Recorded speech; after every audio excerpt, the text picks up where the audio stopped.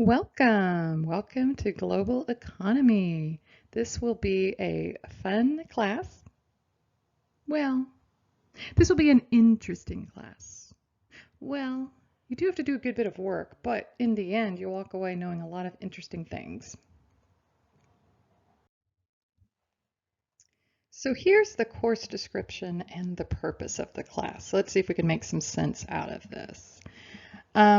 An overview of global economy, institutions, and how macroeconomic factors impact different economies. The reason you're taking this class isn't to become an economist, though. It's because you are a graduate business student. So you're more interested in understanding these different economies to understand how it might impact the way business leaders need to manage risks, right? So obviously, if you have an international job, this is directly applicable to you.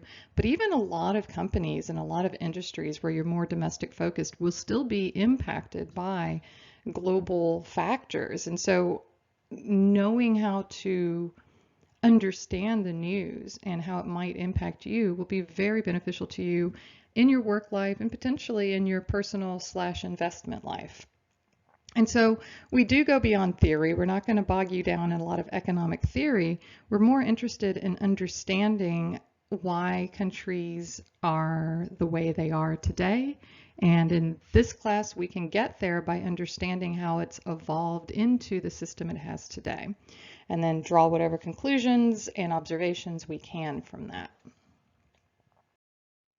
So the first goal we have is getting an understanding of economic history.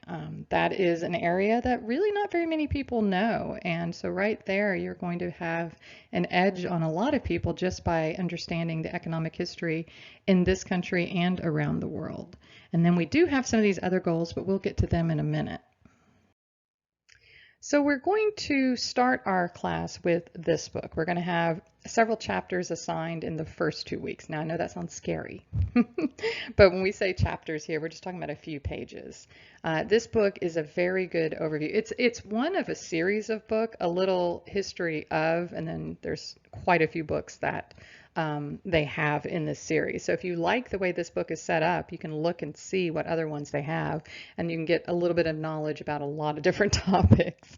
And so that's what this is going to do for us, is it's going to allow us to see how we got to economics as we know it today.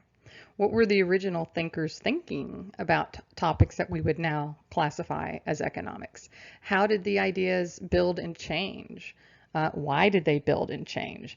And it'll help you understand, when we get to the main textbook, it'll help you understand the different economic systems he's going to be describing, and how one system has sort of moved into the other. You just get a really good sense of the flow of history, and it doesn't just seem like a lot of random things happening. You start understanding how one idea is related to the next, and how maybe one school of thought was created to challenge another one.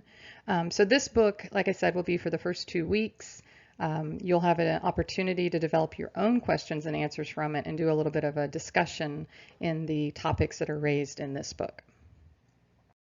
So moving on from this goal, we have the other 5, and they're all going to be achieved by using the other book, the main textbook.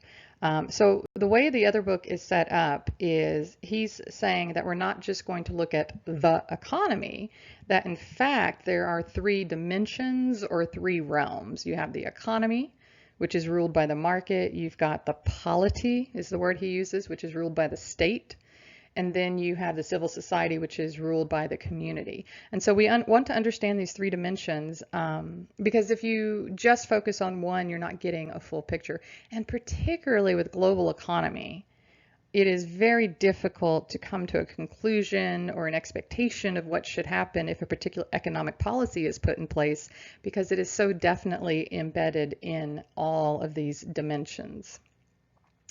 And so what he does then is, after he introduces us to these 3 realms, is he looks at different economic systems that are focused more on one of the realms. So all the different ways you can run your country will fit into one of these 3 economic systems.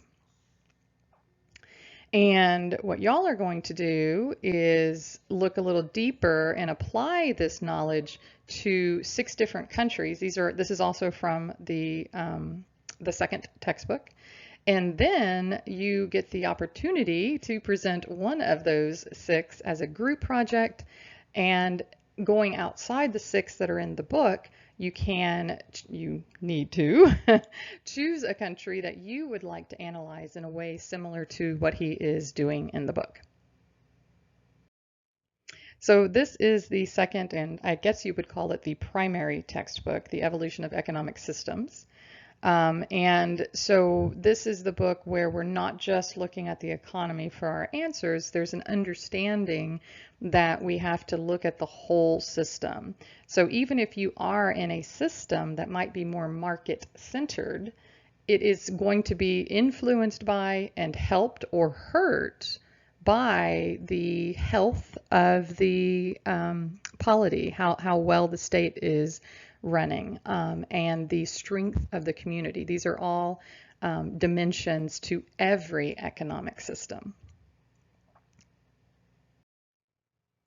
The philosophy about the development of this course was to create a course where you can deepen your knowledge and your understanding about a variety of countries, that you'll develop a deeper appreciation of the flow of economic history, that it won't seem like a collection of random events, but you'll see how thoughts and theories have developed and changed over time.